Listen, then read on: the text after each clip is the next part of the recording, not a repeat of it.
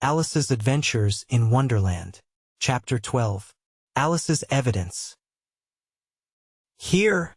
cried Alice, quite forgetting in the flurry of the moment how large she had grown in the last few minutes, and she jumped up in such a hurry that she tipped over the jury box with the edge of her skirt, upsetting all the jurymen onto the heads of the crowd below, and there they lay sprawling about, reminding her very much of a globe of goldfish she had accidentally upset the week before.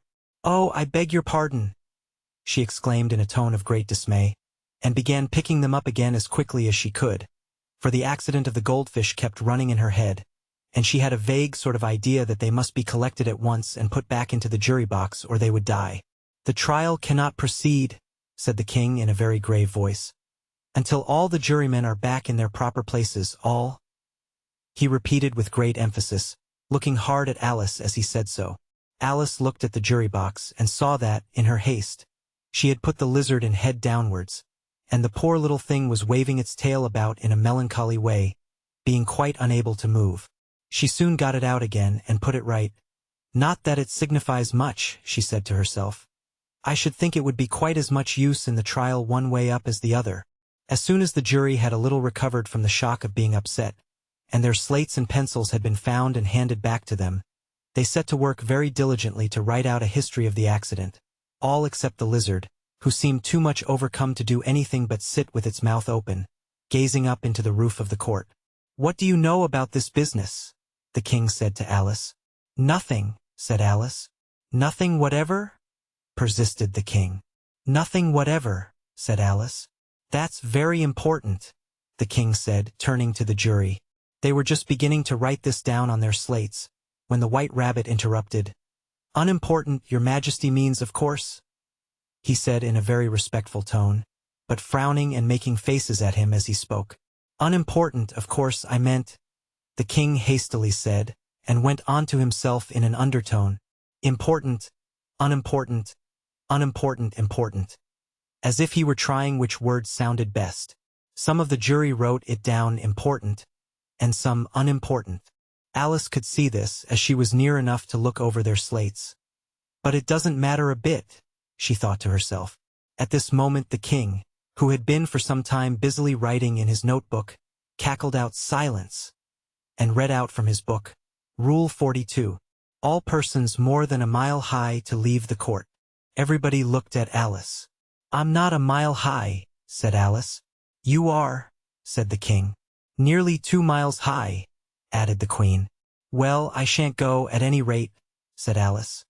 "Besides, that's not a regular rule. You invented it just now." "It's the oldest rule in the book," said the king. "Then it ought to be number 1, said Alice. The king turned pale and shut his notebook hastily. "Consider your verdict," he said to the jury, in a low, trembling voice. "There's more evidence to come yet, please your majesty," said the White Rabbit, jumping up in a great hurry. "This paper has just been picked up." "What's in it?" said the queen. "I haven't opened it yet," said the White Rabbit. "But it seems to be a letter, written by the prisoner to somebody." "It must have been that," said the king. "Unless it was written to nobody, which isn't usual, you know." "Who is it directed to?" said one of the jurymen. "It isn't directed at all," said the White Rabbit. "In fact, there's nothing written on the outside." He unfolded the paper as he spoke, and added, "It isn't a letter after all. It's a set of verses." "Are they in the prisoner's handwriting?"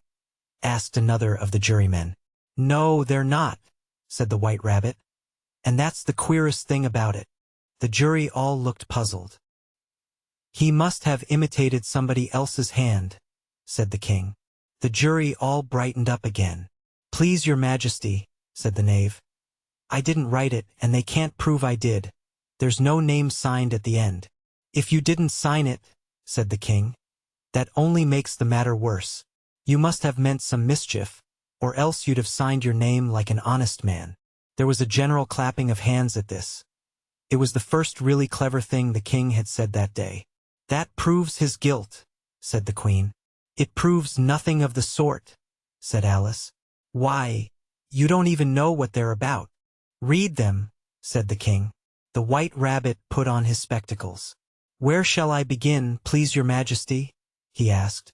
Begin at the beginning, the king said gravely, and go on till you come to the end. Then stop. These were the verses the White Rabbit read. They told me you had been to her and mentioned me to him. She gave me a good character, but said I could not swim. He sent them word I had not gone. We know it to be true. If she should push the matter on, what would become of you? I gave her 1, they gave him 2, you gave us 3 or more. They all returned from him to you, though they were mine before. If I or she should chance to be involved in this affair, he trusts to you to set them free, exactly as we were. My notion was that you had been, before she had this fit, an obstacle that came between him and ourselves and it. Don't let him know she liked them best, for this must ever be a secret, kept from all the rest, between yourself and me. That's the most important piece of evidence we've heard yet, said the king, rubbing his hands. So now let the jury. If any one of them can explain it, said Alice. She had grown so large in the last few minutes that she wasn't a bit afraid of interrupting him. I'll give him 6pence. I don't believe there's an atom of meaning in it. The jury all wrote down on their slates. She doesn't believe there's an atom of meaning in it. But none of them attempted to explain the paper. If there's no meaning in it, said the king, that saves a world of trouble, you know, as we needn't try to find any. And yet I don't know, he went on, spreading out the verses on his knee and looking at them with one eye. I seem to see some meaning in them after all. Said I could not swim. You can't swim, can you? He added, turning to the knave. The knave shook his head sadly. Do I look like it? He said. Which he certainly did not, being made entirely of cardboard.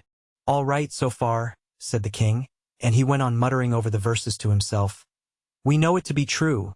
That's the jury, of course. I gave her 1, they gave him 2. Why, that must be what he did with the tarts, you know. But, it goes on, they all returned from him to you, said Alice. Why, there they are, said the king triumphantly, pointing to the tarts on the table. Nothing can be clearer than that. Then again, before she had this fit, you never had fits, my dear, I think? He said to the queen. Never, said the queen furiously, throwing an inkstand at the lizard as she spoke. The unfortunate little Bill had left off writing on his slate with 1 finger, as he found it made no mark. But he now hastily began again, using the ink that was trickling down his face, as long as it lasted. Then the words don't fit you, said the king, looking round the court with a smile. There was a dead silence. It's a pun, the king added in an offended tone, and everybody laughed. Let the jury consider their verdict, the king said, for about the 20th time that day. No, no, said the queen. Sentence first, verdict afterwards. Stuff and nonsense, said Alice loudly. The idea of having the sentence first. Hold your tongue, said the queen, turning purple. I won't, said Alice. Off with her head, the queen shouted at the top of her voice. Nobody moved. Who cares for you? Said Alice. She had grown to her full size by this time. You're nothing but a pack of cards. At this the whole pack rose up into the air and came flying down upon her. She gave a little scream, half of fright and half of anger, and tried to beat them off, and found herself lying on the bank, with her head in the lap of her sister, who was gently brushing away some dead leaves that had fluttered down from the trees upon her face. Wake up, Alice dear, said her sister. Why, what a long sleep you've had. Oh, I've had such a curious dream, said Alice, and she told her sister, as well as she could remember them, all these strange adventures of hers that you have just been reading about.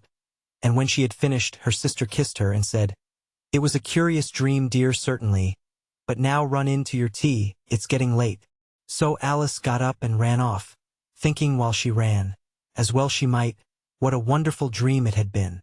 But her sister sat still just as she left her, leaning her head on her hand, watching the setting sun, and thinking of little Alice and all her wonderful adventures, till she too began dreaming after a fashion, and this was her dream. First, she dreamed of little Alice herself, and once again the tiny hands were clasped upon her knee, and the bright eager eyes were looking up into hers. She could hear the very tones of her voice, and see that queer little toss of her head to keep back the wandering hair that would always get into her eyes. And still as she listened or seemed to listen, the whole place around her became alive with the strange creatures of her little sister's dream. The long grass rustled at her feet as the white rabbit hurried by. The frightened mouse splashed his way through the neighboring pool. She could hear the rattle of the teacups as the March Hare and his friends shared their never-ending meal, and the shrill voice of the queen ordering off her unfortunate guests to execution. Once more the pig baby was sneezing on the duchess's knee, while plates and dishes crashed around it. Once more the shriek of the griffin, the squeaking of the lizard's slate, pencil, and the choking of the suppressed guinea pigs filled the air, mixed up with the distant sobs of the miserable mock turtle.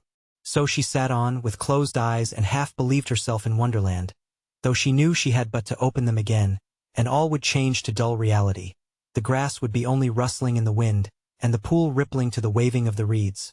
The rattling teacups would change to tinkling sheep bells, and the queen's shrill cries to the voice of the shepherd boy, and the sneeze of the baby, the shriek of the griffin, and all the other queer noises would change, she knew, to the confused clamor of the busy farmyard, while the lowing of the cattle in the distance would take the place of the mock turtle's heavy sobs. Lastly, she pictured to herself how this same little sister of hers would, in the aftertime, be herself a grown woman, and how she would keep, through all her riper years, the simple and loving heart of her childhood, and how she would gather about her other little children, and make their eyes bright and eager with many a strange tale, perhaps even with the dream of Wonderland of long ago, and how she would feel with all their simple sorrows, and find a pleasure in all their simple joys, remembering her own child life and the happy summer days. The end.